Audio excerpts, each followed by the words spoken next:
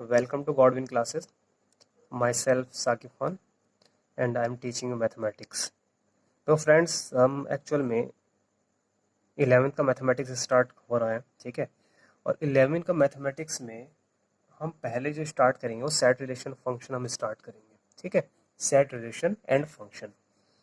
अच्छा, हमारा जो पढ़ाने का जो लेवल रहेगा इसमें पहले हम बेसिक्स एनसीईआरटी और अप टू जे मेंस तक हम लेवल को लेके जाएंगे, यानी हम जे मेंस से क्वेश्चन भी सॉल्व करेंगे और आपका एनसीईआरटी तो इसमें हो जाएगा, ठीक है। तो पहले हम पहला चैप्टर स्टार्ट कर रहे हैं सेट रिलेशन फंक्शन। तो पहले हम सेट्स के बारे में पढ़ेंगे, उसके बाद रिलेशन के, उसके बाद फंक्शन के बारे में पढ़ेंगे। देखो बहुत इंपॉर्टेंट चैप्टर है ये, मैथमेटिक्स का फाउंडेशन आपका इसी चैप्टर से पढ़ता है। देखो पहला क्या है, सेट्स। तो सेट्स आपने बचपन में एक डेफिनेशन पढ़ोगे, set is a collection of well defined object, यानी जो आपके कोई ऑब्जेक्ट्स होते हैं उनका जो कलेक्शन होता है उसको अगर हम एक करली ब्रैकेट्स के अंदर रख दें तो उन्हें बोलते हैं हम सेट्स, उसे हम बोलते हैं सेट्स, यानी कलेक्शन ऑफ डिस्टिंक्ट ऑब्जेक्ट्स जो होता है वो सेट होता है, ठीक है। तो सेट को जो बेसिकली हम कैपिटल लेटर से रिप्रेजेंट करते हैं, ए बी एंड सी से, एंड उसके अंदर जो मेंबर होते हैं उसको हम एलिमेंट भी बोलते हैं या ऑब्जेक्ट भी बोलते हैं, यानी इसके अंदर जो एलिमेंट होते हैं वो सेट्स के अंदर जो एलिमेंट होते हैं उसे मेंबर ही बोलते हैं और ऑब्जेक्ट भी बोलते हैं। और उन मेंबर्स को हम स्मॉल ए बी से रिप्रेजेंट करते हैं, ठीक है, स्मॉल लेटर से रिप्रेजेंट करते हैं। क्लियर। तो ये सेट्स के बारे में इतनी नॉलेज होना एनफ है, ठीक है। एक्चुअल में 9th-10th में आप पढ़ते हैं, ठीक है, फिर भी एक मैंने बार आपको थोड़ा सा और भी दे दिया। अब आप एक ध्यान रखना कि जो मैं आपको पढ़ा रहा हूँ आपको इसका स्क्रीन शॉट लेके अपने नोट्स प्रॉपर बनाते रहिए, ठीक है। क्लियर। अब देखो हमारे पास कुछ स्टैंडर्ड सेट्स होते हैं, ठीक है, जिनका आपको आपको विद आपको एक लेटर्स उनको ध्यान रखना है कि आर का मतलब क्या होता है, आर प्लस का मतलब क्या होता है, आर माइनस का मतलब क्या होता है, आपको पता होना चाहिए। देखो आर जो होता है इसका मीनिंग होता है सेट ऑफ रियल नंबर्स, इसका मतलब क्या होता है आर, यानी आप कहीं भी अगर फंक्शन जब पढ़ेंगे ना उसमें आपको जरूरत पड़ेगी F such that R to R, आपको इस तरीके से लिखा मिलेगा, इसका मतलब ये जो होगा ये रियल नंबर का सेट है और ये भी रियल नंबर का सेट, ठीक है। तो ये आपको जब हम डोमेन को डोमेन के डिस्कशन करेंगे तब हमें जरूरत पड़ेगी इन चीज़ों की, ठीक है। तो आप ध्यान रखना आर क्या होता है सेट ऑफ रियल नंबर्स। तो रियल नंबर्स कौन से होते हैं आपके पास, रियल नंबर आपके पास जो होते हैं, ठीक है, आपके पास रियल नंबर जो होते हैं तो आपके पास जीरो, जितने भी इंटीजर्स दुनिया के अंदर जितने भी नंबर एग्जिस्ट करते हैं वो सारे रियल नंबर्स होते हैं, ठीक है। जीरो हो गया, वन हो गया, -1 हो गया, यानी पॉइंट वाले या नॉन पॉइंट वाले नंबर, सब ये कैसे नंबर होते हैं आपके रियल नंबर्स होते हैं। अब देखो आपकी नंबर लाइन, आप जानते हैं नंबर लाइन क्या होती है। नंबर लाइन पे हम हमेशा रियल नंबर्स को रिप्रेजेंट करते हैं बाय नंबर लाइन, ठीक है। तो नंबर लाइन जो होती है माइनस इनफाइनाइट से लेकर माइनस इनफाइनाइट से प्लस इनफाइनाइट तक जाती है, ठीक है। जीरो ही बीच में पॉइंट होता है। जब आप राइट में जाते हैं तो आपके नंबर पॉजिटिव नंबर बढ़ते हैं 1 2 और बीच में आपके 1.2, ठीक है। इस तरीके से और भी नंबर हो सकते हैं 2.5 एंड सो ऑन, ठीक है। जब आप लेफ्ट में जाएंगे आप तो आपके नंबर होंगे negative, -1 -2 and -3 and so on. Clear. इस तरीके से होता है। तो सेट ऑफ रियल नंबर्स होता है। आर प्लस का मतलब set of positive real number. Positive इसका मतलब जितने भी रियल नंबर होंगे सारे पॉजिटिव होंगे, जब 1 2 2.5 3 3.7 इस तरीके से अप टू इन्फिनिटी, ठीक है। आर माइनस का मतलब होता है set of negative real number, से माइनस इनफाइनाइट से लेके -1 तक जाएंगे, और इसमें इंटीजर्स भी होंगे आपके, नॉन इंटीजर्स भी होंगे। ये नॉन इंटीजर्स हो गया कि पॉइंट लग गया, ठीक है। ये आपका इंटीजर्स हो गया। इंटीजर्स और आप नॉन इंटीजर्स आपको पता होना चाहिए क्या होता है, ठीक है। अब आता है एन। एन मतलब क्या होता है, एन मतलब क्या होता है सेट ऑफ नेचुरल नंबर, ठीक है, सेट ऑफ नेचुरल नंबर। तो आपको पॉजिटिव नंबर होंगे सारे और 1 से लेके आपके इन्फिनिटी तक ये जाएंगे, ठीक है। 1 से लेके इन्फिनिटी तक ये जाएंगे और सारे इंटीजर्स होंगे, सारे क्या होंगे, इंटीजर्स होंगे, ठीक है। अब आता है डब्ल्यू। डब्ल्यू से कहीं रिप्रेजेंट करता है सेट ऑफ, डब्ल्यू जो रिप्रेजेंट करता है सेट ऑफ होल नंबर से रिप्रेजेंट करता है, वो आपका 0 1 2 3 इस तरीके से जाएगा। मतलब एक नंबर नेचुरल सेट में एक जीरो और ऐड हो जाता है, ठीक है। तो इस तरीके से आपका ये हो जाएगा set of whole numbers. Clear. अब आता है जेड और आई आता है, ठीक है। तो जेड और आई इसका इसका मीनिंग होता है, कुछ बुक में जेड यूज करते हैं, कुछ बुक में आई यूज करते हैं। इसका मतलब होता है सेट ऑफ इंटीजर्स, ठीक है, सेट ऑफ इंटीजर। और वो इंटीजर्स आपको पॉजिटिव भी हो सकते हैं, निगेटिव भी हो सकते हैं, 0 1 2 100, ठीक है, अप टू इन्फिनिटी। एंड आपको निगेटिव इंटीजर भी हो सकते हैं -1 -2 -50 अप टू माइनस इन्फिनिटी, ठीक है। तो अगर आई प्लस है, आई प्लस का मतलब होता है set of positive integer, I minus का कहीं लिखा लिखा उसका होता है set of negative integer. I plus का मतलब सेट ऑफ पॉजिटिव इंटीजर और सेट ऑफ निगेटिव इंटीजर। अब एक लेटर आता है क्यू, ये आपको लेटर ध्यान रखना है कि किस लेटर का क्या मीनिंग है, ठीक है, हमेशा यही चलते हैं आपके। जैसे आपका आर है, आर का मतलब set of real numbers, N मतलब set of natural numbers, R plus set of positive real numbers, ठीक है, डबल मतलब सेट ऑफ होल नंबर्स। इनका मीनिंग यही चलता है हमेशा पूरे मैथमेटिक्स में, ठीक है। तो जेड और आई मतलब सेट ऑफ इंटीजर्स, क्यू क्या होता है, क्यू मतलब set of rational numbers, set of rational number. Rational number क्या, नंबर कौन से होते हैं, रैशनल नंबर ऐसे होते हैं जिन्हें पी अपॉन क्यू के फॉर्मेट में हम लिख सकते हैं। पी अपॉन क्यू के फॉर्मेट में अगर हम लिख दो तो होता है सेट ऑफ रैशनल नंबर्स। तो अब ध्यान रखना, ये जो पी एंड क्यू है दोनों इंटीजर्स होने चाहिए, दोनों इंटीजर्स होने चाहिए, क्यू जीरो नहीं होना चाहिए, क्यू जीरो नहीं होना चाहिए। अगर क्यू जीरो हो गया, अगर क्यू जीरो हो गया तो पी अपॉन क्यू अनडिफाइंड हो जाएगा। आपको पता ना, अगर जीरो बटे कुछ भी हो तो अनडिफाइंड माना जाता है। क्या माना जाता है उसे, हम बोलते हैं अनडिफाइंड, ठीक है। अब आपके इरेशनल नंबर कौन से होते हैं, तो इरेशनल नंबर बेसिकली आपके वो नंबर होते हैं जो नॉन टर्मिनेटिंग होते हैं और नॉन रिपीटिंग होते हैं। जैसे कि आपका एग्जांपल हो गया नॉन नॉन टर्मिनेटिंग, मतलब जो कभी खत्म भी नहीं होंगे और जो कभी रिपीट भी नहीं होंगे। जैसे आपका ये नंबर है 1.7371563, इसमें रिपीटिशन भी आपको देखने को नहीं मिल रहा और ये एंड भी नहीं हो रहा है, तो ये रेशनल नंबर होता है। सबसे फेमस एग्जाम्पल पाई, पाई कैसा नंबर होता है, रेशनल नंबर्स होता है, ठीक है। उसके बाद आता है हमारा कॉम्प्लेक्स नंबर। कॉम्प्लेक्स नंबर जो होता है, देखो आपको दो पार्ट से मिलकर बनता है, सी सी इक्वल्स टू, सी से रिप्रेजेंट करते हैं पहली बात, ठीक है, ए प्लस आई बी। तो ए जो होता है रियल पार्ट होता है बेसिकली इसका, ये इमेजिनरी पार्ट होता है, ठीक है। जब हम कॉम्प्लेक्स नंबर जब पढ़ेंगे, हमारी चैप्टर है 6 या 7 चैप्टर आपका एनसीईआरटी में है, वो पढ़ेंगे हम, ठीक है, कॉम्प्लेक्स नंबर, तब आप उसका डिस्कशन करेंगे। तो इसे लिखना तरीका होता है 2+3i, आई का मतलब होता है आयोटा, इसे बोलते हैं आयोटा। आयोटा इसलिए बोलते हैं कि आयोटा एक यूलर्स, एक मैथमेटिशियन था, उसने इसका नाम आयोटा दिया था, ठीक है। तो 2+3i, 5-3i एटसेट्रा, क्लियर। अब देखो, ये तो बात हो गई हमारे सेट्स की, कौन कुछ स्टैंडर्ड सेट हमें याद रखने हैं, ठीक है, और ये कुछ इंपॉर्टेंट रिलेशन नंबर क्या होते हैं ये आपको पता होना चाहिए, कॉम्प्लेक्स नंबर क्या होते हैं आपको पता होना चाहिए, ठीक है। अब नेक्स्ट थिंग आती है कि सेट्स को रिप्रेजेंट कैसे करते हैं, ठीक है। देखो, एक सर्किल, पहले सेट्स के रिप्रेजेंटेशन, पहले सर्किल को समझ लेते हैं। देखो, ये नेचुरल नंबर होता है, ये होल नंबर का सबसेट होता है, ठीक है। सबसेट अभी हम पढ़ेंगे जब आपको और अच्छा पता चलेगा। और ये जो इंटीजर्स होता है इसमें होल नंबर, इंटीजर्स जो होता है, होल नंबर जो होता है इंटीजर का सबसेट होता है, और इंटीजर जो होता है वो रैशनल नंबर का सबसेट होता है, ठीक है।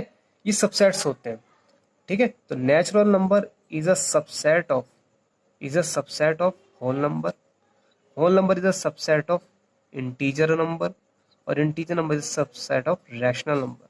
ये आपको ध्यान रखना, ठीक है। ये सबसेट होता है, सबसेट ये बताऊंगा क्या होता है, ठीक है। सबसे बेसिकली आपको छोटा सा बता दूं, अगर ए क्या ए इज इक्वल टू 1 2 3 4 आपको ये दे रखा है, और बी दे रखा है 2 और 3, तो ये 2 और 3 जो हो गया, बी जो हो गया, क्योंकि ये एलिमेंट इसके अंदर भी प्रेजेंट है, तो लेकिन बड़ा सेट कौन सा, ये तो ये छोटा सेट जो होता है ना बेसिकली, ठीक है, कभी समटाइम्स मतलब बराबर वाला सेट भी सबसेट हो जाता है। तो ये बी जो होगा इसका ये सबसेट होगा, बी द सबसेट ऑफ ए, ठीक है, ये होता है। अब देखो, सेट्स को रिप्रेजेंट कैसे करते हैं, दो मेथड है, we have two method to represent a set. तो first method is tabular method, second method is set builder method. पहला मेथड है हमारे पास टेबुलर मेथड, दूसरा मेथड हमारे पास सेट बिल्डर मेथड। तो टेबुलर मेथड क्या होता है, इसके अंदर जो भी एलिमेंट्स होते हैं हमारे पास, जो भी ऑब्जेक्ट्स हैं उनको हम दिखाते हैं, यानी हम जैसे हमारे पास जैसे for example set of vowels है, तो हम इसके अंदर दिखाते हैं, ठीक है, इस तरीके से A E I O U, यानी जो भी आपके मेंबर्स हैं उनको दिखाना पड़ेगा। अच्छा, इसकी एक खास बात है, इस फॉर्म की टेबुलर मेथड को एक हम इसे रोस्टर मेथड भी बोलते हैं और लिसनिंग मेथड भी बोलते हैं। इसकी एक फॉर्म है, जैसे कोई सेट ये दे रखा है, एक कोल्ड स्कूल लिख के दे रखा है आपको, तो इसमें आपने कहते हैं SCHOOL होना चाहिए था, एक और ओ होना चाहिए था, लेकिन ध्यान रखना इसमें क्या होता है, अगर दो, अगर कोई एलिमेंट दो बार आ रहा है या रिपीट हो रहा है तो उसको एक ही बार लिखते हैं हम, कितनी बार लिखते हैं, एक ही बार लिखते हैं, ठीक है, ये ध्यान रखना बात।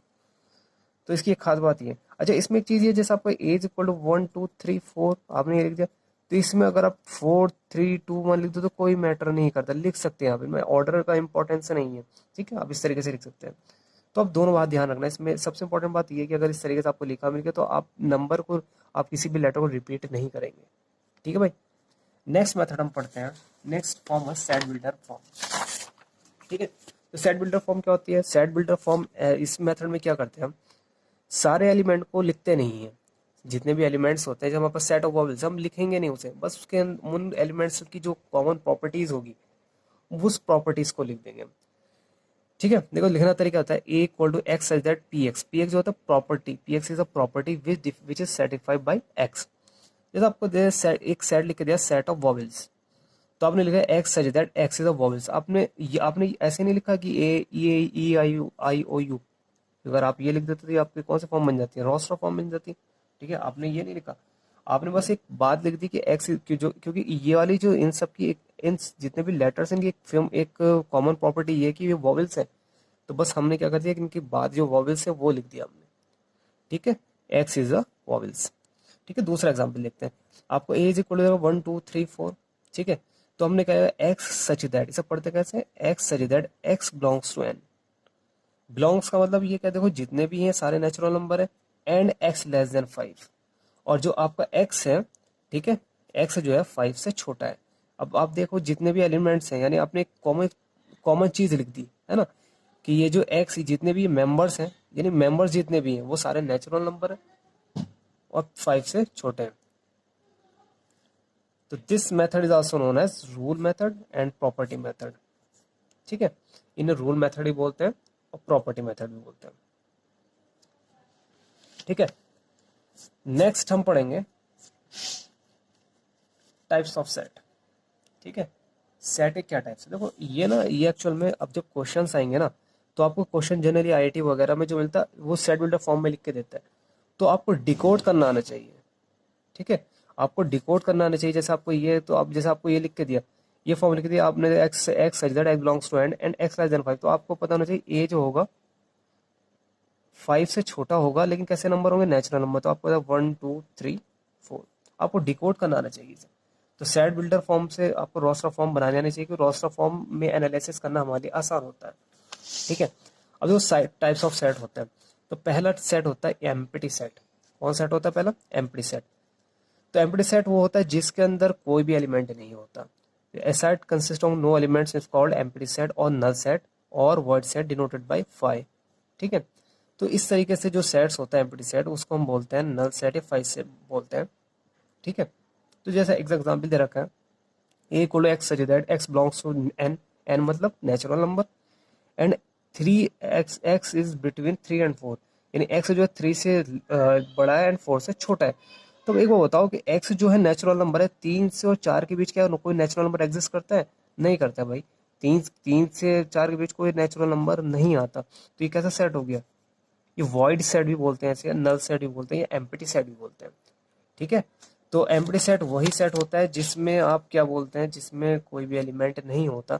उसको या तो करली ब्रेसेस खाली मतलब वैकेंट ब्रेसेस से रिप्रेजेंट करते हैं या फाइव से रिप्रेजेंट कर देते हैं। तो ये कौन सेट होता है? नल सेट भी बोलते हैं, तो वॉइड सेट भी बोलते हैं, एम्प्टी सेट भी बोलते हैं। अब सिंगलटन सेट आता है। तो सिंगलटन सेट ऐसा सेट होता है जिसके अंदर एक एलिमेंट होता है। A set consists of any only one element is called a singleton set, यानी जिसके अंदर एक एलिमेंट होगा वो आपका सिंगलटन सेट होगा। जैसे सपोज दैट आपका 1 है, ठीक है, एक एलिमेंट है, कोई प्रॉब्लम नहीं। 2 हो गया, एक एलिमेंट है, सिंगलटन सेट है। अच्छा 0 भी होगा ना, तो आप इसे वॉइड सेट मत बोल देना। 0 है, 0 की कोई ना कोई औकात तो है भाई, है ना, अपना में इसकी वैल्यू है 0 की, तो 0 इज अ, ठीक है, ये आपको नल सेट का साइन लिख दिया और ये लगा दिया, तो ये भी आपका एम्प्टी सेट का एग्जाम्पल है, सॉरी सिंगलटन सेट का एग्जाम्पल है। अब आता है फाइनाइट सेट।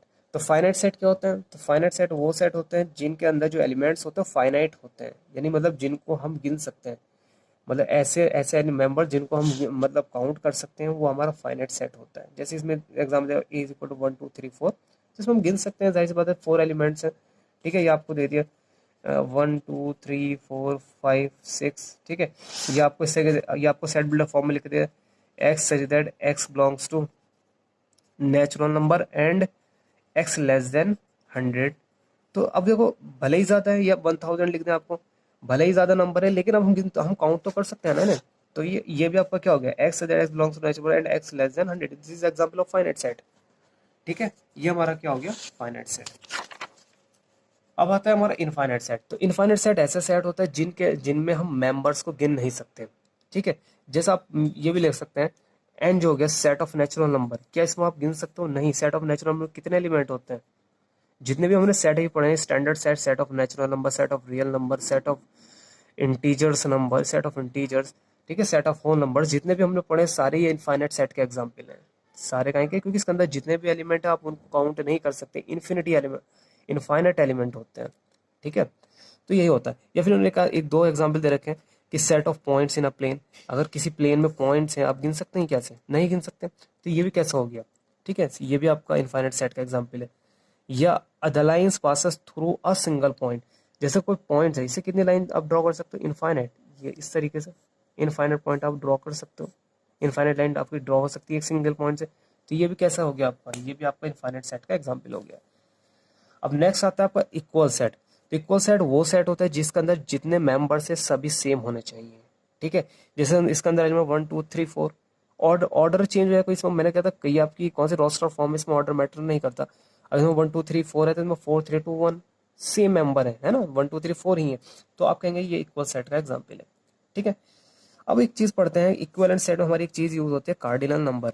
तो कार्डिनल नंबर क्या होता है एक्चुअल में, जो हमारे ये जो एलिमेंट हमारे जो सेट्स होते हैं, सेट्स में जो भी एलिमेंट्स में जितने एलिमेंट होते हैं, यानी सेट्स के अंदर जितने एलिमेंट होते हैं उनको जो काउंट करने के बाद जो नंबर आता है उसे कार्डिनल नंबर बोलते हैं। जैसे आपको 1 2 3 4 5 6 7, इस तरीके से आपने देखा यार इसके अंदर कितने एलिमेंट है, 7 एलिमेंट है, तो इसका कार्डिनल नंबर जो हो गया 7 हो गया। इसका कार्डिनल नंबर कितना हो गया, 7 हो गया। तो एक कार्डिनल नंबर ये बताता है कि इसके कि सेट के अंदर कितने एलिमेंट हैं, ठीक है। तो अब आते हैं, अब हम पढ़ते हैं इक्विवेलेंट सेट। तो इक्विवेलेंट सेट क्या होते हैं, इक्विवेलेंट सेट ऐसे सेट्स होते हैं, ठीक है, जिनका कार्डिनल नंबर सेम होता है। जैसे आपके एक सेट ये ए 1 2 3 4 5 7, ठीक है, 6 नहीं 7, तो इसके अंदर इसका कार्डिनल नंबर हो गया 6, क्योंकि इसके अंदर कितना एलिमेंट है 6। और एक सेट हो गया P Q R S T U V, ठीक है, टी यू, इसके अंदर जो हो गया आपका कितना है, इसके अंदर कार्डिनल नंबर से कितना है 6, क्योंकि 6 एलिमेंट है 1 2 3 4 5 6, तो इसका कार्डिनल नंबर सेम है। तो जब कार्डिनल नंबर सेम होता है तो हमसे बोलते हैं इक्विवेलेंट सेट, इसे क्या बोलते हैं हम, इक्विवेलेंट सेट, ठीक है फ्रेंड्स। ये हमारा इक्विवेलेंट सेट हो गया, ठीक है। अब हम पढ़ते हैं सबसेट क्या होता है हमारे पास। देखो सबसेट बेसिकली क्या होता है, सबसेट एक्चुअल में जो आपका कोई सेट है 1 2 3 आपको सेट दे रखा है, तो इसके जितने छोटे वाले सेट पॉसिबल हैं सब लिखना है, और इसको लास्ट में इस बड़े जो सेट आपका ये इसको भी लिखना है, सबसेट होता है। तो सबसेट के अंदर जो भी सबसेट होता है उसके जितने एलिमेंट होते हैं वो सेट के अंदर लाइक करते हैं, यानी सबसेट के अंदर जितने भी एलिमेंट होंगे सारे कहाँ से आते हैं, उस सेट से ही आते हैं। तो लिखा ही बड़ा the set B set to be subset of set A, the every element of set B is also an element of set A. तो इसे जैसे बी हमारा सबसेट है तो इसे लिखने का तरीका सबसेट का साइन होता है B is a subset of A, यानी बी के जितने भी एलिमेंट है वो सारे कहाँ से आए, सेट ए से आए। तो बी किसका एलिमेंट हो, बी का जो सबसेट हो किसका सबसेट हो गया, ए का सबसेट हो गया, ठीक है। तो नंबर ऑफ सबसेट निकालना एक तय होता है, मेथड होता है नंबर ऑफ सबसेट 2 की power n, 2 to the power n, this is number of subset. देखो अब सबसेट लिखते कैसे हम, ठीक है। जैसे हमारे पास ये दिया set A is equal to 1 2 3, तो सबसेट ऑफ ए कैसे लिखेगा, एक तो देखो नल सेट ये हमेशा होता है, ठीक है, किसी भी सेट का सबसेट एक नल सेट हमेशा होता है, ठीक है। फिर एक 1 2 3 एंड 1 2 1 3 2 3 एंड 1 2 3, ये सब सेट होते हैं। अब आप गिन के देख लो 1 2 3 4 5 6 7 8, ठीक है। तो आप जितने भी इसके अंदर ये एन जो रिप्रेजेंट करता है, एन जो रिप्रेजेंट करता है नंबर ऑफ एलिमेंट रिप्रेजेंट करता है, number of element in a set, ठीक है। तो जितने भी एलिमेंट्स हैं अगर आपको नंबर ऑफ सबसेट निकाले तो 2 की पावर जितना भी इसका कार्डिनल नंबर है, ठीक है, वो कर दीजिए 8, और आपको लिख के दिखाना है इस तरीके से, आप देख सकते हैं जितने पॉसिबल 1 2 3 अलग अलग बना लिया। इन दोनों का ध्यान रखना, इसमें ये वाला सेट एंड ये वाला सेट जरूर होना चाहिए, ठीक है। अब देखो प्रॉपर सबसेट क्या होता है। प्रॉपर सबसेट में क्या होता है कि इसमें आपके ये एक्चुअल में आपका सबसेट जैसा ही होता है, लेकिन इसमें क्या होता है, देखो ये वाले जो एलिमेंट है एक ना एक एलिमेंट अब्सेंट जरूर होना चाहिए। अब देखो ये जो है ये सारे प्रॉपर सबसेट है, बट ये प्रॉपर सबसेट नहीं है, क्योंकि इसमें और इस सेट में दोनों में सेम एलिमेंट है, यानी जितने एलिमेंट इसके अंदर है उतने एलिमेंट इसके अंदर है, तो ये आपका प्रॉपर सबसेट नहीं होगा। तो प्रॉपर सबसेट की एक बात है कि इसमें कम से कम एक एलिमेंट मिसिंग होना जरूरी है, कम से कम, ठीक है। दो हो जाए कोई प्रॉब्लम नहीं, कम से कम एक तो होना ही चाहिए, ठीक है, देखो the set B is set to B proper subset. अब प्रॉपर सबसेट का साइन ये होता है, ठीक है, सबसेट में क्या होता है, ये इसके नीचे सी के नीचे लग जाता है इस तरीके से, ठीक है, ये सी हो गया सबसेट। प्रॉपर सबसेट के अंदर नहीं लगता, ये प्रॉपर सबसेट का साइन होता है, ठीक है। Set B set to B proper subset of set है if every element of set B, if every element of set B is an element of A whereas every element of A is not an element of B। ठीक है, अब example समझते हैं। देखो जैसे A है, set दे रखा 1 2 3, देखो प्रॉपर सबसेट देखो 1 भी होगा, 2 भी होगा, 3 भी होगा, ये 5 में लिखना भूल गया था, 5 भी होगा, ठीक है, ये तो नल सेट है। एंड 1 2 भी होगा, 2 3 भी होगा, 1 3 क्यों होगा कि भाई अभी तक एक एलिमेंट मिसिंग है इसके अंदर से, इसके अंदर से भी एक एलिमेंट मिसिंग है, इसके अंदर से भी एक एलिमेंट, सब तब तक बात सही है। अब लेकिन 1 2 3 नहीं होगा क्योंकि इसके अंदर ये दोनों सेम हो गए, यानी 1 2 3 1 2 3, तो ये प्रॉपर सबसेट नहीं होगा, ये सब प्रॉपर सबसेट है। इसके अंदर 2 एलिमेंट मिसिंग है, चलो भाई बात बन जाएगी। इसके अंदर आपका 2 एलिमेंट मिसिंग है तो ये प्रॉपर सबसेट है, 2 एलिमेंट मिसिंग है प्रॉपर सबसेट, एक भी एलिमेंट नहीं है तब भी प्रॉपर सबसेट होगा। एक एलिमेंट मिसिंग है प्रॉपर सबसेट, एक एलिमेंट मिसिंग है प्रॉपर सबसेट, एक एलिमेंट मिसिंग है प्रॉपर सबसेट। लेकिन इस वाले के अंदर एक भी एलिमेंट मिसिंग नहीं है, इसलिए प्रॉपर सबसेट नहीं होगा। तो नंबर ऑफ प्रॉपर सबसेट क्या होता है, जैसे उसमें 2 की पावर n होता था, इसमें 2 की पावर n -1। -1 क्यों हुआ है, क्योंकि इसमें से ये वाला एक एलिमेंट, एक मेंबर सी निकल गया 1 2 3 वाला, ठीक है। अब होता है number of non empty proper subset of set ए। अब इन्होंने कहा है कि नंबर ऑफ नॉन एम्प्टी, अगर इस वाले को भी निकाल दें, number of non empty proper subset of set, अगर हम इसे नॉन एम्प्टी प्रॉपर सबसेट निकालें तो देखो एक तो हम यहाँ ऑलरेडी निकाल चुके थे, ये निकल गया था। अब नॉन एम्प्टी मतलब जो एम्प्टी सेट है, अगर इसको भी निकाल दे तो -1 हो जाएगा। देखो 2 की पावर n -1 ये तो प्रॉपर सबसेट होता है, ठीक है। अब इन्होंने एक वर्ड लगाया था नॉन एम्प्टी, कि इसमें पहले ये आपका जो था एक एम्प्टी सेट भी मतलब इंक्लूड हो रहा था, अब इसको तो माइनस करना पड़ेगा ना, बिकॉज नॉन एम्प्टी, ठीक है, इस तरीके से। अच्छा, number of non empty subset ये 2 की पावर n होगा, वाई, क्योंकि आपको पता है नंबर ऑफ सबसेट जो 2 की पावर n होता है, लेकिन आपने नॉन एम्प्टी यानी 5 को निकाल दिया तो इसलिए 2 की पावर n -1 हो गया। क्लियर है भाई बात, ये छोटे छोटे न्यूमेरिकल में आपकी जरूरत पड़ेगी क्वेश्चन में, ठीक है। पहले हम थ्योरी कवर कर रहे हैं, सारा हमारा मेन टास्क थ्योरी कवर करना है, उसके बाद हम क्या बोलते हैं, उसके बाद हम करेंगे क्वेश्चन करेंगे, ठीक है। तो पहला हमारी क्लास जो है ये थ्योरी की रहेगी, उसके बाद हम इसका क्वेश्चन देखेंगे, बहुत अच्छे अच्छे क्वेश्चन देखेंगे, आईआईटी मेंस तक के क्वेश्चन हम देखेंगे, ठीक है, एनडीए वगैरह के क्वेश्चन भी देखेंगे इसके अंदर। तो अब आता है यूनिवर्सल सेट क्या होता है। यूनिवर्सल सेट क्या होता है, जो सबसे बड़ा सेट होता है, जितने भी सेट होते हैं, सेट सबसेट ये होते हैं, जितने भी सबसेट को आपका क्या बोलते हैं, a set is called a universal set if every set under consideration, यानी जितने भी सेट है अगर उन सबको ले लें तो उससे जो सेट बनता है वो हमारा कौन सेट बनता है, यूनिवर्सल सेट बनता है, ठीक है। अब पावर सबसेट क्या होता है, पावर सेट क्या होता है, पावर सेट क्या होता है, एक्चुअल में कोई सेट अगर हमारे पास है उसके अगर हम सबसेट लिखें और सबसेट को सबको एक साथ ले लें तो ये पावर सेट हो जाएगा, ठीक है। The set of all subset of given set A is set to be power set of A and it is denoted by P A, it is denoted by P A. Clear, तो इस तरह इसे क्या बोलते हैं, it is denoted by P A, तो ये power set हो जाता है, यानी जितने भी सबसेट है उनको आपने एक सेट की फॉर्म में लिख दिया तो आपका क्या हो गया, ये पावर सेट हो गया। अब ठीक है, अब आपका देखो एक ये है, इसमें क्या अगर हमारे ए फाइनाइट सेट है तो नंबर ऑफ पावर सबसेट, देखो आपके बिल्कुल ये सबसेट ही है कि नंबर ऑफ सबसेट आप जानते हो कितना होता है 2 की पावर n, ठीक है, तो 2 की पावर n। अब यहाँ पे एक चीज तो बन सकती है, number of non empty power set, non empty power set बताइए कितना होगा, बताइए भाई कितना होगा नॉन एम्प्टी पावर सबसेट।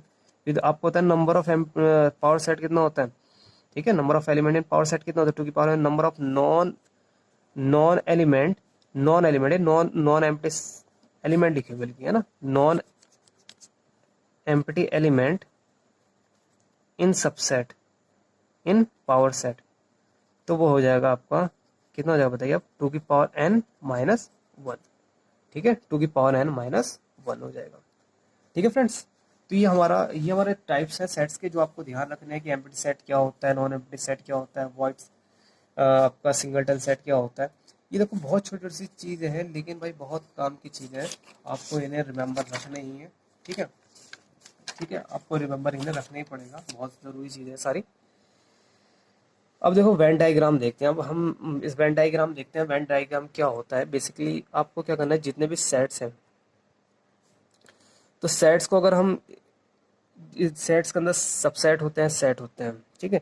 तो सबसेट को हम सर्किल से हमेशा रिप्रेजेंट करते हैं। जो सर्किल जो होता है ना, ये रिप्रेजेंट करता है सेट को, और ये जो रेक्टेंगुलर होता है, रेक्टेंगल, ये जो सेट करता है यूनिवर्सल सेट को रिप्रेजेंट करता है। यू मतलब यूनिवर्सल सर्किल किसको रिप्रेजेंट करेगा, सबसेट को। रेक्टेंगल किसे रिप्रेजेंट करेगा, यूनिवर्सल सेट को, ठीक है।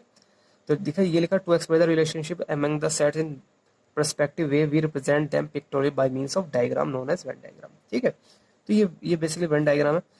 अब देखो सेट्स के ऑपरेशन पढ़ते हैं कि ऑफ सेट पर ऑपरेशन कौन कौन से ऑपरेशन होते हैं, सब भाई सारे कॉमन है, ठीक है। No need to worry about that, जब मैं क्वेश्चन करूंगा आपको सब चीज़ें पता चलेंगी, ठीक है। तो सबसे पहले पढ़ते हैं ऑपरेशन कौन कौन से होते हैं सेट पे। बेसिकली ऑपरेशन, एक तो आपका यूनियन का ऑपरेशन होता है, ठीक है, इंटरसेक्शन का ऑपरेशन होता है, ठीक है, डिसजॉइंट सेट्स होते हैं, कॉम्प्लीमेंट निकलता है सेट का, ये सब ऑपरेशन है बेसिकली जो सब सेट होते हैं। तो यूनियन ऑफ सेट जो होता है ए यूनियन बी, ठीक है, ए यूनियन बी। तो यूनियन निकालना आपने बचपन में सीख रखा होगा 8-9 क्लास में। तो ए बी है, तो इनमें सारे एलिमेंट, ये यूनियन बी में क्या होता है, ए बी में जितने भी एलिमेंट सबको ले लेते हैं, तो हमने सबको ले लिया। और देखो वेन डायग्राम में क्या कहते हैं, ये जो आपका शेडेड एरिया है, ये आपका ए यूनियन बी वाला एरिया है, ठीक है, यानी ये वाला जो एरिया, ठीक है। अच्छा, ए यूनियन बी को एक वर्ड आपको कभी कभी मिलेगा, आइदर ए और बी, इसका मीनिंग ये भी होता है, इसमें यही पढ़ते हैं, आइदर ए और बी, या तो ए या बी, ठीक है। इसे ऐसे ही पढ़ते हैं, ध्यान रखना, ये लैंग्वेज बहुत काम की लैंग्वेज है, आपको पीछे लगे जब हम क्वेश्चन करेंगे। अब देखो इंटरसेक्शन क्या होता है, इंटरसेक्शन मतलब होता है जो भी दोनों सेट्स में कॉमन होता है वो ले लेते हैं, ठीक है। तो दोनों सेट में क्या कॉमन है, ये कॉमन है, ले लेंगे। तो ए इंटरसेक्शन बी निकालेंगे, तो जिसमें 3-4 कॉमन है, 3-4 को हमने ले लिया, ठीक है। तो इस तरीके से हमारा हो गया इंटरसेक्शन ऑफ सेट, है ना। अब आता है डिसजॉइंट सेट। डिसजॉइंट सेट कौन से होते हैं, डिसजॉइंट वो सेट होते हैं जिनके अंदर कुछ भी कॉमन नहीं होता, जिनका ए इंटरसेक्शन बी इन क्या होता है, 5 होता है, जिनका ए इंटरसेक्शन बी क्या होता है, 5 होता है, या नल सेट होता है। तो वो जो होता है वो आपका होता है डिसजॉइंट सेट होते हैं। वो कौन सेट होते हैं आपके, डिसजॉइंट सेट होते हैं, ठीक है। कौन सेट होते हैं आपके, डिसजॉइंट सेट होते हैं। जैसे आपको ए सेट है 1 2 3 4 बी 5, अगर इंटरसेक्शन बी निकालोगे तो 5 आ गया, यानी दैट मीन्स डिसजॉइंट सेट। तो अभी तक हमने यूनियन पढ़ लिया है, इंटरसेक्शन पढ़ लिया है। यूनियन में सारे एलिमेंट्स को ले लेते हैं एक साथ, इंटरसेक्शन में जो कॉमन होता है वो ले लेते हैं, डिसजॉइंट में जो दोनों में कॉमन नहीं होता, ठीक है, जिसका इंटरसेक्शन बी 5 हो वॉइड सेट, उन्हें हम बोलते हैं डिसजॉइंट सेट। क्लियर, ठीक है। Next we will discuss about complement of set, ठीक है। तो कॉम्प्लीमेंट ऑफ सेट क्या होता है, जो भी आपका कोई सेल, आपके पास कोई एलिमेंट है या कोई सेट है, अगर यूनिवर्सल सेट में से उसको माइनस कर देते हैं तो आपका कॉम्प्लीमेंट निकल जाता है उस सेट का। देखो जैसे फॉर एग्जांपल मेरे पास ये मैंने आपको दिखा भी रखा है, जैसे मेरे पास ये एक रेक्टेंगल है, आपको पता है यूनिवर्सल सेट है, ये एक सेट है ए। तो इसके बाहर का जो एरिया होता है, ये जो एरिया होता है, ये वाला बाहर का एरिया, बाहर का शेडेड एरिया जो है, जो मैं शेड कर रहा हूँ, ये ए कॉम्प्लीमेंट होता है। ए कॉम्प्लीमेंट इसको ऐसे भी रिप्रेजेंट करते हैं या ऐसे भी रिप्रेजेंट करते हैं, यानी ए प्लस ए एरिया जो मिलके बनता है ये यूनिवर्सल सेट बनता है, यूनिवर्सल सेट। तो ए का एरिया ए बार अगर हमें ए कॉम्प्लीमेंट निकालना है तो यू माइनस ए होता है, यानी ठीक है, यूनिवर्सल सेट में से आप ए निकाल दीजिए। क्लियर। अब देखो कुछ प्रॉपर्टीज हैं जो इसकी इंपॉर्टेंट है। देखो यू का अगर कॉम्प्लीमेंट ले लेते हैं तो नल सेट आता है, यूनिवर्सल सेट का अगर हम कॉम्प्लीमेंट लेते हैं वो नल सेट आता है, अगर हम नल सेट का कॉम्प्लीमेंट ले लेते हैं यूनिवर्सल सेट आता है, ठीक है, ठीक है, आपको पता चलेगा। जो आपका यूनिवर्सल सेट है, यूनिवर्सल सेट तो पूरा होता है, इसका कॉम्प्लीमेंट बाहर वाला होगा जो हमारा है नहीं, एक्चुअल में सेट ही एग्जिस्ट नहीं करता, तो 5 हो जाएगा। क्लियर। अच्छा, ए कॉम्प्लीमेंट अगर उसका अगेन कॉम्प्लीमेंट ले लेंगे तब ए आ जाता है, ठीक है, तब ए आ जाता है। अगर ए यूनियन का ए कॉम्प्लीट, देखो आपको पता है कि ए का ए के साथ यूनियन, अगर इन दोनों को ऐड, बेसिकली इसका मतलब और भी होता है, यानी ऐड करना भी होता है, ठीक है। तो अगर इन दोनों को आप ले लो, साथ में ले लेंगे तो यूनियन यूनिवर्सल सेट बन जाता है। कौन सेट बन जाता है, बस यूनिवर्सल सेट बन जाता है। अगर इनका ए का ए 5 का, अब देखो आपको पता है कि देखो ए का कॉम्प्लीमेंट ये है और ए ये है, कि इनके बीच कोई कॉमन चीज है नहीं, कॉमन एरिया है नहीं, तो इसका मतलब इसका कौन सेट आएगा, नल सेट आएगा, क्योंकि कॉमन नहीं है ना भाई, कुछ कॉमन अगर होता तो हम बोलते हैं, लेकिन कुछ कॉमन नहीं है तो इसका मतलब कैसा आएगा सेट, ये आपका जो आएगा नल सेट आएगा। अब आएगा हमारा डिफरेंस ऑफ सेट्स, सेट में डिफरेंस कैसे करते हैं, ठीक है। क्लियर। जैसे A minus B set of set में डिफरेंस कैसे करते हैं, जैसे मैं आपको क्वेश्चन एग्जाम्पल से समझाता हूँ। जैसे एग्जाम्पल है, तो ए इक्वल टू रखा है 1 2 3 4, बी है आपका 3 4 5। तो हम क्या देखेंगे, जो भी सेट के अंदर जैसे ए माइनस बी निकालना है, तो हमें देखना है जितने इन दोनों में एलिमेंट कॉमन है, तो पहले वाले सेट से जो पहले लिखा है उसमें से कॉमन वाले एलिमेंट को हटा देंगे। बस सिंपल क्या करना है, कॉमन वाले एलिमेंट्स को, जो कॉमन वाले एलिमेंट्स उनको हटा देंगे, जो बचेगा वो आपका ए माइनस बी हो गया। अगर बी माइनस ए लिखना है तो बी आपको पहले स्टार्टिंग में ये पकड़ना, अब देखो ये चीज़ कॉमन है ना, क्योंकि दोनों में कॉमन है, तो बचा क्या हमारे पास, ये बचा, ठीक है 5, तो बी माइनस ए हो गया। अब देखो ये जो वेन डायग्राम में क्या हो रहा है, ए माइनस बी वाला ये हो रहा था, केवल A B, A minus B का मतलब होता है कि ए होना चाहिए बी नहीं होना चाहिए।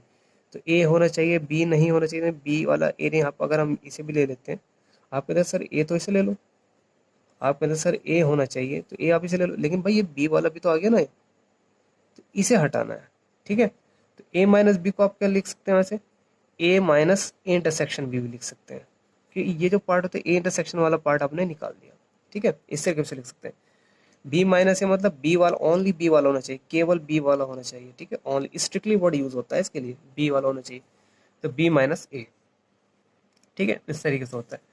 अब देखो symmetric difference of two sets कैसे निकालते हैं। सिमेट्रिक डिफरेंस का फॉर्मूला होता है कि symmetric difference, A symmetric difference का साइन होता है A minus B union B minus ए।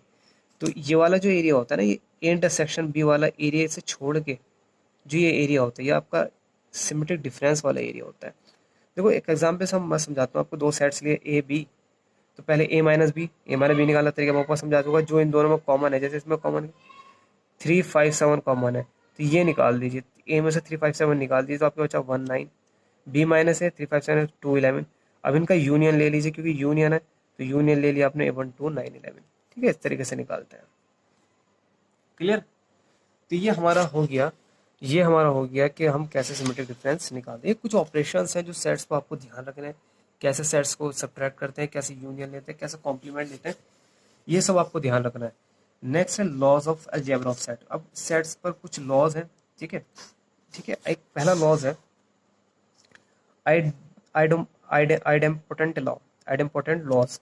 ये क्या होता है कि अगर देखो ए का कोई सेट ए है, इसका इसी के साथ यूनियन ले रहा है, यानी इसको इसी के साथ ले रहा है, तो वो ए ही आता है। फॉर एग्जांपल ए आपको पास 1 2 है, दूसरा सेट ए भी क्या है 1 2, ए यूनियन ए कितना होगा भाई 1 2 तो होगा, ये है क्या ए, ठीक है। इस तरीके से यूनियन ए कितना होगा ए। अब ए इंटरसेक्शन ए लोगे वो भी ए आएगा, ठीक है। आप एग्जाम्पल समझ सकते हैं, ठीक है, सॉरी। अब आइडेंटिटी लॉ क्या होता है। आइडेंटिटी लॉ क्या होता है, अगर आप नल सेट के साथ अगर ए का यूनियन लेते हो तो ए आएगा, अगर यूनियन के साथ ए सेट का यूनियन के साथ इंटरसेक्शन लेते हो तो आपका ए आएगा। अब देखो वेन डायग्राम समझ सकते हैं, तो ए सेट ही है। अब 5 सेट क्या है, 5 सेट आपको कहीं भी हो सकता है ना, मतलब नल सेट है आपका। तो आपको पता है कि यार ए नल सेट आप zero as A zero, A plus zero कितना होता है ए, है ना। इसी तरीके से आप ज्यूम कर सकते हैं, ठीक है। तो यूनियन मतलब एडिशन ही होता है बेसिकली। अब जैसे आपके पास है ये ए इंटरसेक्शन यूनियन ए, देखो ए सेट आपके पास ये है और यूनियन सेट ये आपका पूरा, यूनियन में ये वाला एरिया भी आ जाता है, ये मतलब ये तो आता है बाहर वाला, ये भी आता है। तो मतलब कॉमन पार्ट बेसिकली आपका केवल यही तो होगा ना। अगर कॉमन पार्ट कितना होगा, देखो एक बार, देखो यूनियन वाला एरिया सब आ जाता है, ये यूनियन सेट का। ए का जो एरिया आता है ये वाला आता है, तो ये कॉमन एरिया हो गया ना भाई। तो ये कितना हो गया, सेट ए हो गया। कितना हो गया आपका सेट ए, आपका कितना हो गया ए हो गया, क्लियर, ठीक है। अब आता है आपका नेक्स्ट कॉम्पिटेटिव लॉ। तो कॉम्पिटेटिव लॉ क्या होता है, अगर ए यूनियन बी को आप बी यूनियन ए लिख सकते हैं, है ना। जैसे आप ए बी अभी मैट्राइसिस तो नहीं पढ़ेंगे, 12th में पढ़ेंगे। जैसे ए बी इंटू बी है, ये कॉम्पिटेटिव, यानी अगर आगे पीछे करके लिख दो एलिमेंट को तो कोई फर्क नहीं पड़ता है, ए यूनियन बी को बी यूनियन ए निकाल सकते हैं। यानी कहना मतलब ये, और ए 1 2 3 है और बी आपके पास है 3 4 5, तो अगर ए यूनियन बी निकालोगे तब भी आपका आंसर ये है ना 1 2 3 4 5 आना है। अगर बी यूनियन ए निकालो तब भी आपका आंसर 1 2 3 4 5 ही आना है। तो ये बोलते हैं कॉम्पिटेटिव प्रॉपर्टी। तो ए यूनियन बी आपस में बराबर ही होंगे। अब A intersection B and B intersection B, ये भी आपस में कैसे होंगे, बराबर ही होंगे, ठीक है। तो कोई ये आपके competitive, A union B and A union B union C. अब आता है एसोसिएटिव लॉ। ये क्या होता है? अगर ए यूनियन बी का यूनियन ऑफ सी ले लेते हैं, ठीक है, तो आप अगर ब्रैकेट पहले आप ये फाइंड आउट कर लेते हैं, फिर उसके बाद इसके साथ यूनियन निकालते हैं, ये आप क्या करें, पहले इस ये लास्ट वाले पे यूनियन लगा लें, ठीक है, ऐसा नहीं तो कोई फर्क नहीं पड़ता। आप ये पॉसेसिव प्रॉपर्टी का रूल होता है, सेम आंसर दोनों से सेम ही आना है। या A intersection B intersection C, intersection ध्यान रखना इसमें, जो सेम सेम आपके जो ऑपरेटर है सेम है, यूनियन यूनियन यूनियन यूनियन है ना, तभी आपकी एसोसिएटिव प्रॉपर्टी लगती है। Clear? A intersection B intersection C, ठीक है, सेम है इंटरसेक्ट, तो आप इससे पहले आपने ये निकाल लिया, उसके बाद इंटरसेक्शन इससे निकाल लिया, ये निकाल लिया उसके बाद, ठीक है, तो ये आपको कोई फर्क नहीं पड़ता, एसोसिएटिव लॉ होते हैं। अब डिस्ट्रीब्यूटिव लॉ क्या होता है? तो डिस्ट्रीब्यूटिव लॉ में क्या होता है, देखो इसमें दो ऑपरेटर आ गए, एक तो यूनियन आ गया और आपका इंटरसेक्शन आ गया। तो A union B intersection C, तो आप कैसे लिखोगे? देखो ए यूनियन को पहले इसके साथ लिखो, ए यूनियन को, इसका तरीका बता रहा हूँ, पहले ए यूनियन को इसके साथ लिखो, फिर बीच में ये वाला साइन लगाओ, बीच में इंटरसेक्शन वाला, एंड फिर ए यूनियन को इसके साथ लिख दो, है ना, समझ? देखो A union B intersection C है, ठीक है, तो पहले ए यूनियन को हमने लिखा बी के साथ, ये फिर बीच वाला साइन ऐसे लगा, ये वाला साइन हमने ऐसे नोट कर लिया, फिर ए यूनियन को हम लिख दिया सी के साथ, ठीक है। प्रॉपर्टी है, इससे आंसर अगर निकालोगे तो सेम ही आता है, ठीक है, तो आप ध्यान रखना है सेट्स पे, ये इंपॉर्टेंट। देखो ये बहुत इंपॉर्टेंट है, डी मॉर्गन्स लॉ, ठीक है। ये वाला भी ऐसी है बिल्कुल, आपका इंटरसेक्शन बी यूनियन सी है, पहले ए इंटरसेक्शन को इसके साथ लिख दिया, फिर बीच वाला साइन ऐसे ही लिखा, फिर ए इंटरसेक्शन को सी के साथ लिख दिया, ठीक है, तो ये प्रॉपर्टी है। अब डिमॉर्गन्स लॉ आता है, तो डिमॉर्गन्स लॉ में क्या था, अगर ए यूनियन बी इसका होल कॉम्प्लीमेंट अगर आप ले लेते हैं, तो ये क्या कहता है, कॉम्प्लीमेंट, ए का कॉम्प्लीमेंट, और इस साइन को चेंज कर देता है, इस साइन को क्या कर देता है, चेंज कर देता है, ठीक है, जो भी साइन होगा इसको चेंज कर देगा। क्लियर? अब जैसे आपके पास ये है ए इंटरसेक्शन बी का होल कॉम्प्लीमेंट, तो ये क्या करेगा, इसके साइन को चेंज कर देगा, इसके साइन को चेंज कर देगा, ठीक है, ये हो गया। ए माइनस बी को ए इंटरसेक्शन बी डैश भी लिख सकते हैं, ठीक है, ए इंटरसेक्शन बी कॉम्प्लीमेंट भी लिख सकते हैं, बी माइनस को बी इंटरसेक्शन ए का कॉम्प्लीमेंट भी लिख सकते हैं। क्लियर? सही है, तो ये है क्लियर। अगर आप समझना चाहते हैं ए माइनस बी को ये ऐसे क्यों लिख सकते हैं, तो वेन डायग्राम से आप समझ सकते हैं। आपको पता है कि ए माइनस बी वाला एरिया कौन सा होता है, आपको पता है ये होता है, ठीक है, ये होता है। अब आप देखो ए तो आपका ये हो गया, ठीक है, ए तो आपका ये हो गया, ये पूरा ए हो गया, ठीक है, पूरा ए हो गया। बी का कॉम्प्लीमेंट में क्या हो गया आपका, बी के कॉम्प्लीमेंट में आपका ये वाला नहीं आएगा, ओनली बस ये आएगा, ये आएगा पूरा, है ना, बी के कॉम्प्लीमेंट में बी को छोड़ के सब कुछ आएगा। तो ये वाला एल, ये वाला जो आपका होगा, ये वाला एरिया कॉमन आ गया, तो ये एरिया कौन सा होता है, ये वाला एरिया, ये होता है ए माइनस बी, ठीक है, ए माइनस बी होता है। सिमिलरली बी माइनस, आप ध्यान रखते हैं जिस पर माइनस लग गया उस पर कॉम्प्लीमेंट लगा दो, जिस पर माइनस लग रहा है उस पर कॉम्प्लीमेंट लगा दो। यहाँ ए पर कॉम्प्लीमेंट, ए पर माइनस लग रहा है, ए पर कॉम्प्लीमेंट आपने लगा दिया। क्लियर? अच्छा, कुछ आपको ये न्यूमेरिकल में बहुत काम आएंगे कि ए यूनियन बी जो होता है, A N A plus N B minus का एन ए इंटरसेक्शन बी होता है, ठीक है, ध्यान रखना है, आपने बचपन में पढ़ा होगा formula, N A union B होता है N A plus N B minus N A intersection B होता है, ठीक है, और एन ए एन, ठीक है। अब अगर इसे ड्राइव करना चाहें आप ड्राइव भी कर सकते हैं। देखो आपके पास सपोज दैट